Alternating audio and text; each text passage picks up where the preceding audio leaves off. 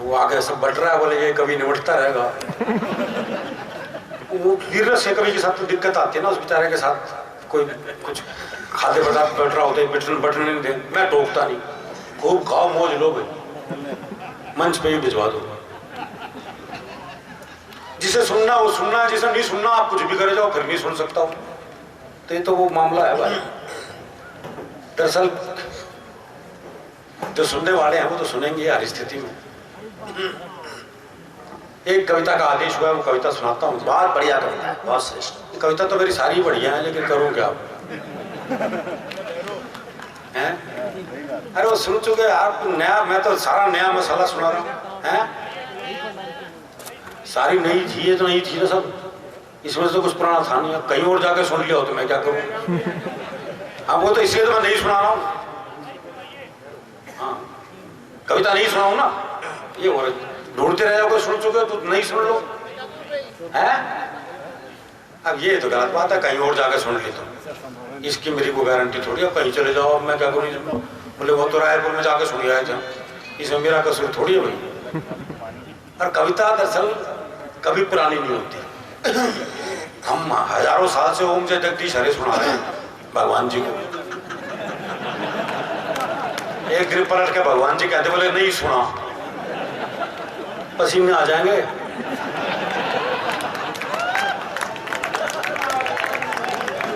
भैया वहीं पहुंच, ढूंढते रह जाओगे। बढ़िया कविता, मस्ती के साथ सुना, कविता का आनंद लो। और हरियाणा का भी तो वैसे ही मस्ती में रहता है, इसमें तो कोई शक ही नहीं है। हम मस्ती में रहने वाले लोग हैं, हर स्थिति में मस्ती में रहने वाले लोग हैं, और ये मस्ती जीवन में रहनी चाहिए। एक कविता का आदेश हुआ, वो सुनाता हूँ। चीजों में कुछ चीजें, बातों में कुछ बातें वो होंगी जिन्हें कभी देख नहीं पाओगे, 21वीं सदी में ढूंढते रह जाओगे। बच्चों में बचपन नहीं मिलेगा।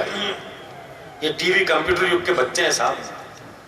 आज कल कैसे कैसे डे मनाए जाने लगे हैं, वो फादर्स डे, मदर्स डे ठीक है, वो 14 फरवरी वैलेंटाइन डे, क्या बुखार चढ़ता है साहब।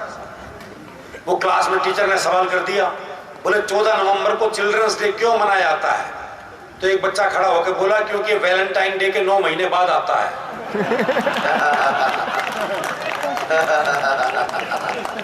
नहीं, बच्चों का गणित तो मजबूत हुआ। अब वो नेहरू जी का जन्मदिन भूल गए, अब क्या करो आप? और आजकल के बच्चों को बच्चा समझने की भूल भी नहीं करना चाहिए। वो एक पति पत्नी बड़े रोमांटिक मूड में घर में आए, तो देखा बच्चा कमरे में टीवी देख रहा है। बोले क्या हर वक्त टीवी देखता रहता है, आंखें कमजोर हो जाएंगी, जरा बाहर जा बालकोनी में देख दुनिया क्या कर रही है, बल्कि मुझे पता कौन क्या कर रहा है। वो बच्चे को बाहर भेज दिया। अब बच्चे की रनिंग कमेंट्री शुरू हुई। बोले अग्रवाल अंकल तो मोबाइल पे किसी से बात कर रहे हैं। बोले बहुत अच्छे। बोले वर्मा अंकल पौधों को पानी दे रहे हैं। बोले बहुत अच्छे। बोले शर्मा अंकल आंटी के साथ कमरे में हैं। बोले बेटे तुझे ये भी दिखाई दे रहा है क्या? बोले ये तो नहीं दिखाई दे रहा, पर उनका बिट्टू भी तो बाहर बालकोनी में खड़ा है। तो ऐसे बिट्टू आप क्या करोगे? चीजों में कुछ चीजें, बातों में कुछ बातें वो होंगी जिन्हें कभी देख नहीं पाओगे, 21वीं सदी में ढूंढते रह जाओगे। बच्चों में बचपन, जवानों में यौवन, शीशों में दर्पण, जीवन में सावन, गांव में अखाड़ा, शहर में सिंघाड़ा, टेबल की जगह पहाड़ा और पाजामे में नाड़ा, ढूंढते रह जाओगे। एक एक पंक्ति में मैंने पूरी एक एक बात कहने की कोशिश की। कोई बात आप तक पहुंचे तो आपका स्नेह, आपका आशीर्वाद चाहूंगा। आंखों में पानी, आंखों में पानी, दादी की कहानी, प्यार के 2 पल, नल नल में जल, संतों की बानी, कर्ण जैसा दानी, घर में मेहमान, मनुष्यता का सम्मान, पड़ोस की पहचान, रसिकों के कान, ब्रिज का भाग, आग में आग, तराजू पे बट्टा और लड़कियों का दुपट्टा, ढूंढते रह जाओ।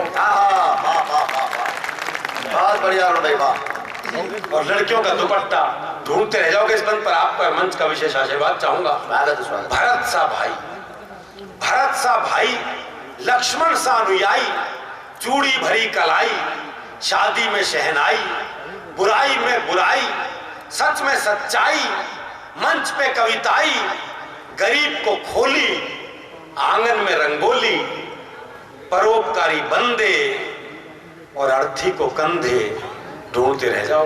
हाय हाय, वाह वाह वाह वाह। और अर्थी को कंधे ढूंढते रह जाओगे।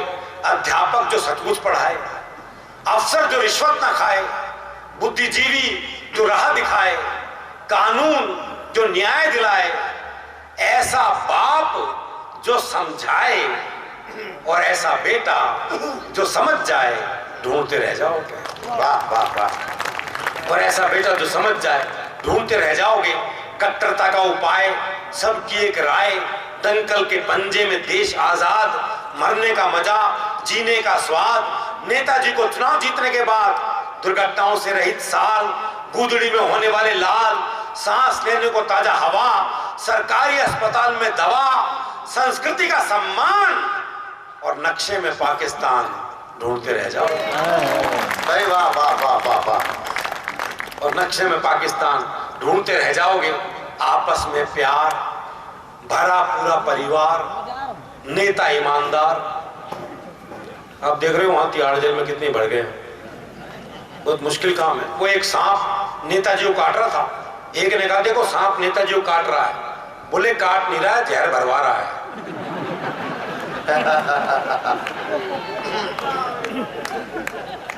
आपस में प्यार, भरा पूरा परिवार, नेता ईमानदार, 100 रुपए उधार। अच्छा उधार भी नहीं मिलेंगे, मैं सही बता रहा हूँ राजेंद्र जी। वो एक बैंक के बाहर मूंगफली बेचता था, तो उसका एक दोस्त आया, बोले 100 रुपए उधार चाहिए, मिल जाएंगे, कल लौटा दूंगा, है तेरे पास? बोला है तो सही पर दे नहीं सकता। बोले क्यों? बोले दरअसल मेरा बैंक वालों से एग्रीमेंट हुआ है कि मूंगफली वो नहीं बेचेंगे और लोन मैं नहीं दूंगा। अरे वाह।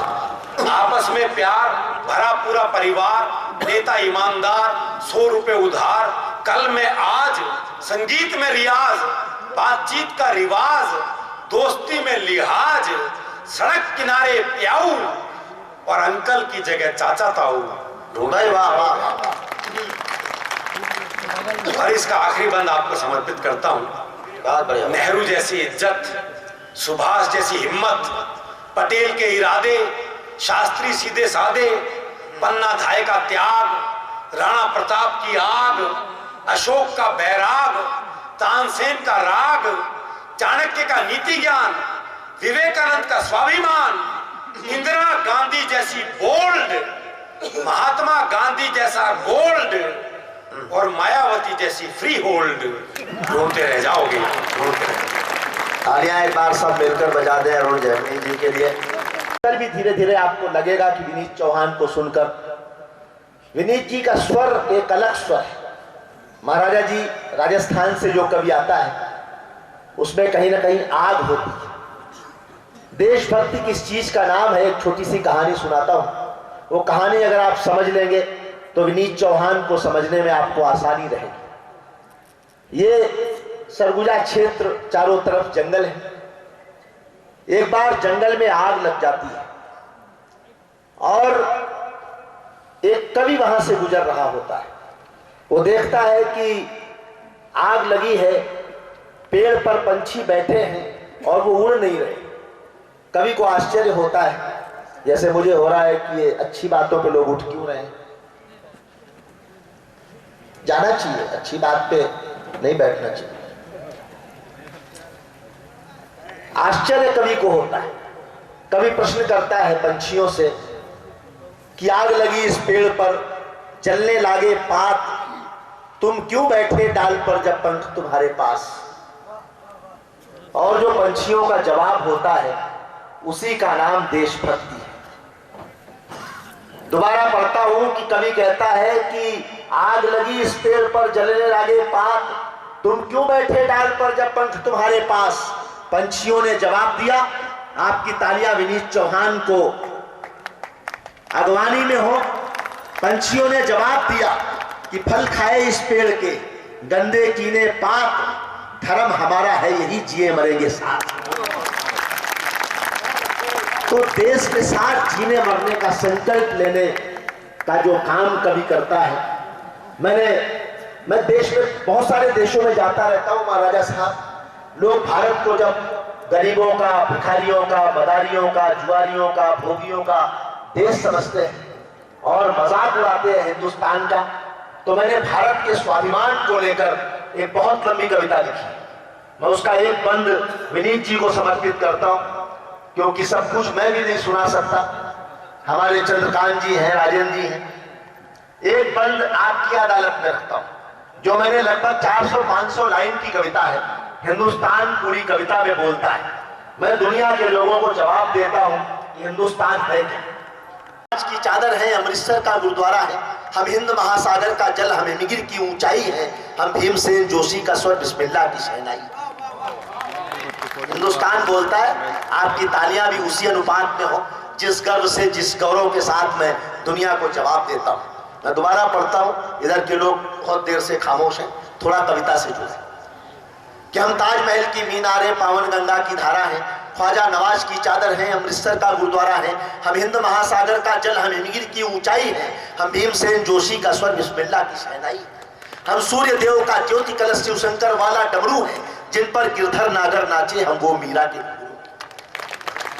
हम मानसरोवर का पानी, हम कश्मीर की केसर है, हम रामेश्वर द्वारिकापुरी, हम राम सेतु के पत्थर हैं, हम शंकर से विस्पाई हैं, सागर मंथन का अमृत है, हम कल्पवृक्ष, हम नागमणि, हम कामधेनु ऐरावत हैं, जिसमें श्री कृष्ण नहाते थे, हम वो यमुना का पानी है, दुनिया में सबसे सच्चे, सबसे अच्छे हिंदुस्तानी।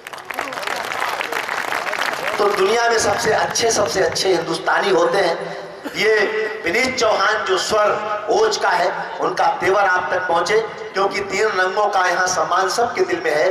देश की खातिर जिए अरमान सबके दिल में है, कौन कर सकता है हमको एक दूजे से जुदा, धड़कनों की तरह हिंदुस्तान सबके दिल में। एक बार जोरदार तालियां बजाएं, आपके दिलों में हिंदुस्तान को धड़काने वाले कवि का नाम है भाई विनीत चौहान।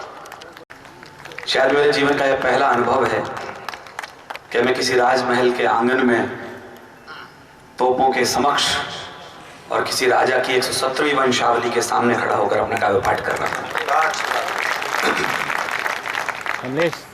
ये शौर्य की परंपराओं के अनुगामी हैं और हम शौर्य की परंपराओं के चारण हैं। सूर्य के सामने उसके स्तुति गायक हैं। मैं राष्ट्र की वंदनाओं के कुछ स्वर आप तक पहुंचाता हूं। राजस्थान के बारे में कहा जाता है कि वहां पानी बहुत कम है, सूखा बहुत पड़ता है, रेत बहुत है। एक लाइन में अपना परिचय दे देता हूं ताकि आप समझ लें विनीत चौहान क्या पढ़ने वाला है। मैं अभी हल्का बुखार में हूं, आपका योगदान मिलेगा तो मैं शायद ठीक हो सकूंगा। 4 पंक्ति निवेदित कर देता हूं बस, केवल राजस्थान क्या है, क्यों पानी नहीं रहा वहां पर। महाराज श्री बैठे इसलिए विशेष मेरा मन हो चला है कि था बहुत पानी मगर तलवार पर सर चढ़ गया है। पहली लाइन में समझ जाना मुझे मैं हूं क्या। था बहुत पानी मगर तलवार पर सब चढ़ गया है, इसलिए राजस्थान रेगिस्तान बनकर रह गया है, इसलिए राजस्थान रेगिस्तान बनकर रह गया है। मैं जैसा मैंने कहा कि मुझे निवेदन करके अभ्यास नहीं है कि आप बैठ जाइएगा, ये कर दीजिएगा, वो कर दीजिएगा। इधर के लोग बहुत जागृत थे, धीरे धीरे तालियां सिमटती जा रही हैं, कुर्सियां खाली होती जा रही हैं और मेरी जिम्मेदारी है कि मैं खाली कुर्सियों से भी ताली बजवाऊं। मैं कोशिश करूंगा कि मैं वहां तक पहुंचूं। मैं केवल एक विषय जानना चाहता हूं, यदि आप अनुमति दे देंगे तो मैं उस विषय पर कविता पढ़ूंगा, वरना अपना गेयर बदल लूंगा। इस मुल्क में बढ़ते आतंकवाद पर मैं अपनी कविता पढ़ना चाहता हूं। यदि आपकी अनुमति हो तो मैं अपनी बात शुरू करना चाहता हूं। मेरा मानना यह है महाराज श्री, पिछले 64 साल में इस मुल्क में आतंकवाद बढ़ा क्यों?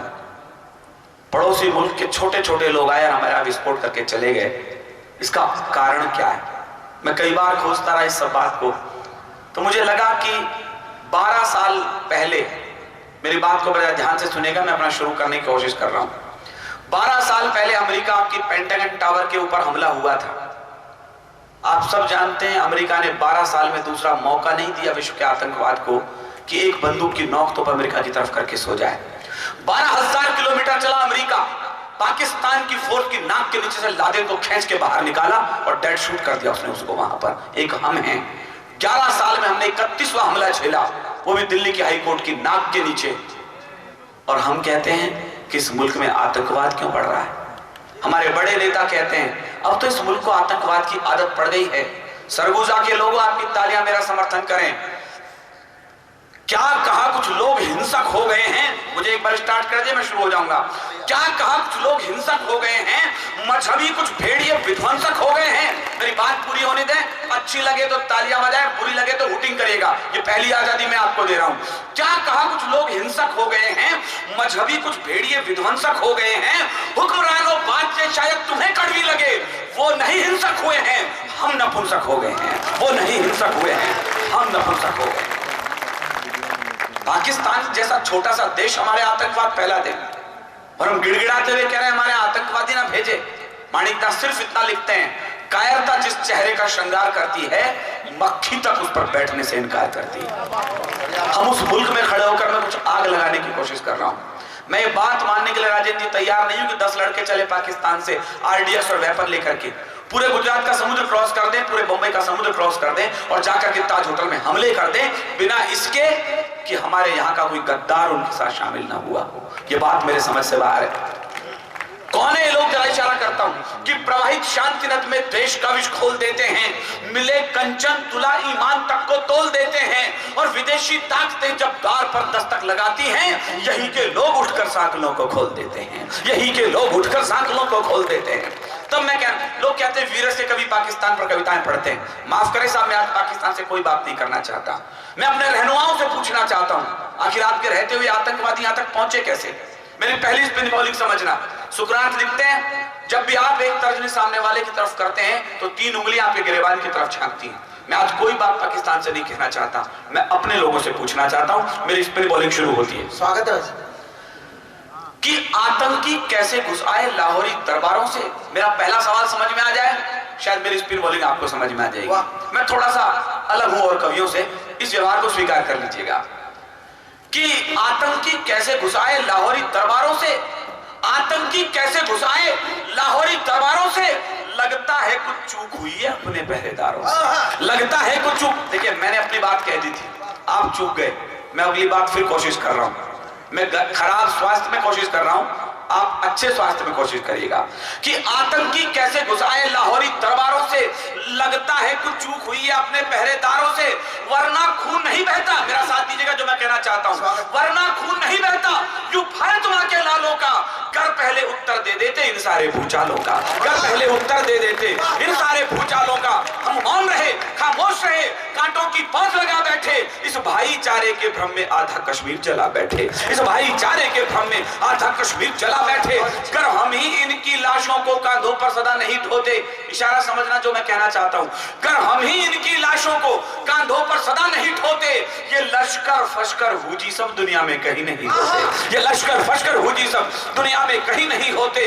तो मत कहो पड़ोसी मुल्कों से आतंकी आंधी बंद करो। ये सवा अरब के मुल्क के प्रधानमंत्री का स्वर है कि हमारे आतंकवादी ना भेजे। मैं हल्दी घाटी का बेटा होने के नाते सरगुजा के एक शौर्य प्रतापी महाराजा के सामने 2 पंक्ति कहना चाहता हूं। मत कहो, यहां मैंने देखा आज तो शेरों के कटे हुए सिर लगे हुए हैं। यदि कोई मानव होकर शेरों के सर काट देता है तो उस देश की पराक्रम, उसका पौरुष इंतजार कर रहा होता है। मैं उस पराक्रमी शासक के सामने कुछ पंक्ति कह रहा हूं। मत कहो पड़ोसी मुल्कों से आतंकी आंधी बंद। ये साथ हो जाए तो मैं कहना चाहता हूं, आपके दिल की धड़कन बोल दूं तो, मत कहो पड़ोसी मुल्कों से आतंकी आंधी बंद करो। तुम अपने मिनियातेश्वर को शेरों की तरह बुलंद करो। तुम अपने मिनियातेश्वर को शेरों की तरह बुलंद करो। ये हमले पल में रुक सकते थे, ये हमले पल में रुक सकते थे। आगे बढ़कर हुंकार भरो। इन आतंकी अड्डों पर बस बम्बों की तुम बौछार करो। इन आतंकी अड्डों पर बस बम्बों की तुम बौछार। कैसे हमले, कैसी बौछार साहब? हमारे यहाँ का पुलिस का एक जवान आतंकवादियों की तरफ गन लेकर के क्या बढ़ता है। मेरा इशारा समझना, मुझे भ्रम है। मैं बहुत पढ़े लिखे लोगों के सामने कविता पढ़ रहा हूँ। जीन्स के ऊपर कुर्ते डाल के मानव अधिकार के कार्यकर्ता मोमबत्ती लेके चले आते कि इन्हें मारो मत, ये आतंकवादी नहीं हमारे फूफा जी लगते हैं, हमने इन्हें यहाँ पर नाश्ते के लिए बुलाया हुआ है। दिल्ली के अंदर एनकाउंटर हुआ, हमारे मोहनचंद शर्मा एक ईमानदार पुलिस ऑफिसर से मारे गए। तो उत्तर प्रदेश का एक बड़ा नेता है, बयान देता है कि वो तो फर्जी मुठभेड़ थी। मैंने पूछा वो फर्जी मुठभेड़ क्यों थी? कहला साहब वो तो सिविल ड्रेस में थे, उस दिन ड्रेस में थे ही नहीं। सरगुजा के लोगों, अंबिकापुर के बेटों, क्या आपको मालूम है कि मोहनचंद शर्मा सिविल ड्रेस में क्यों थे? उनका इकलौता बेटा हॉस्पिटल में एडमिट था। उन्हें पता लगा बटाला हाउस में आतंकवादी आ चुके हैं।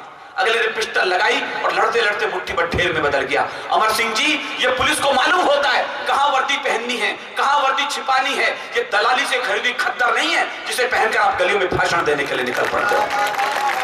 हमने वर्दी के पैरों में सख्त वेट, आपकी कमजोर तालियां मुझे खल रही, माफ करिएगा, मैंने हिंदुस्तान में इतनी कमजोर तालियों में कविता पढ़ी नहीं, मैं पहली बार इतनी कमजोर तालियों पढ़ रहा हूं, मैं कोशिश कर रहा हूं। हमने वर्दी के पैरों में सख्त बेड़ियां डाली हैं और भेड़ियों को दिल्ली ने खुली छूट दे डाली है। सब मानव अधिकार कातिलों के हित में तन जाते हैं, इसीलिए तो रोज भेड़िए छाती पर तन जाते हैं, इसीलिए तो रोज भेड़िए छाती पर तन जाते हैं।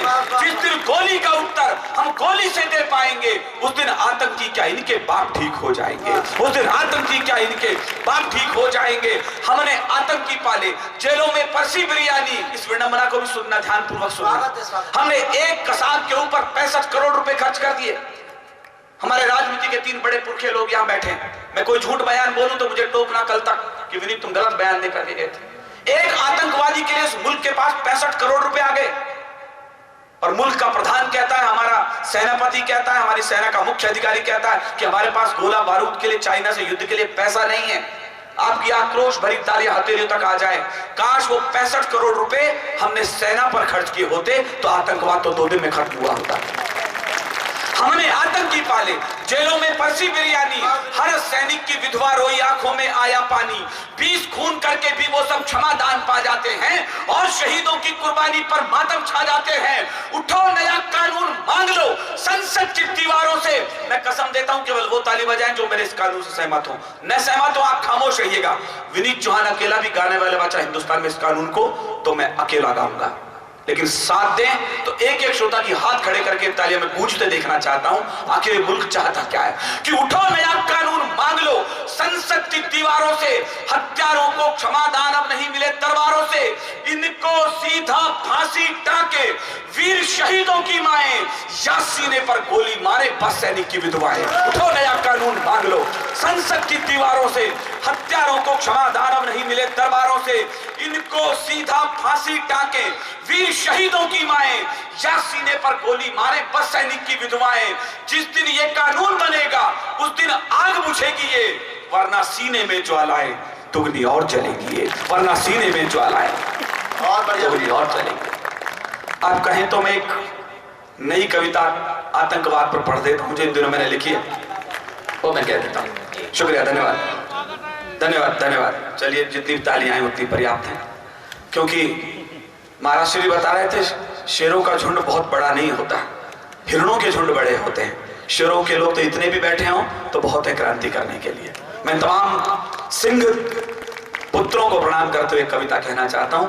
आतंकवाद जिस तरह से हमारे दरवाजे पर दस्तक दे रहा है और हमारे अटल जी से लेकर मनमोहन जी तक की जो यात्राएं रही हैं पड़ोसी मुल्कों तक, मैं उन पर एक टिप्पणी पर केवल इतना चाहता हूं कि अब किसके सामने गिड़गिड़ा रहे हैं। उस पड़ोसी मुल्क का चरित्र मैं एक पंक्ति में बता रहा हूं, पहली पंक्ति में मुझे बता देना आप उस पड़ोसी मुल्क का चरित्र समझे कि नहीं समझे। कि बार बार